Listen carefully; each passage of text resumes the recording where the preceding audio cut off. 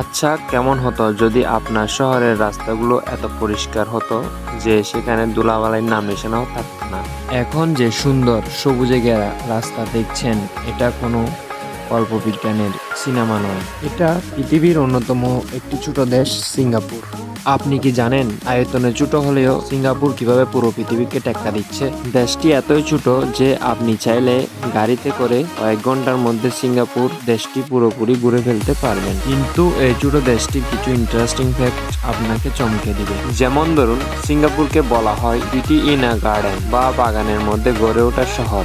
আপনি এই দেশে যে প্রান্তে যান না কেন, চারিদিকে এরকম সবুজে ঘেরা দেখতে পাবেন। এমনকি এই দেশে চুইংগাম খাওয়া কিংবা বাইরে থেকে আনা একেবারে আইনগতভাবে নিষিদ্ধ। আর রাস্তায় এক টুকরো কাগজ ফেললে আপনাকে গুনতে হতে পারে বিশাল অঙ্কের জরিমানা। ঠিক এই কারণে এদেশের আবাসিক এলাকাগুলো এত নিখুঁত আর পরিষ্কার।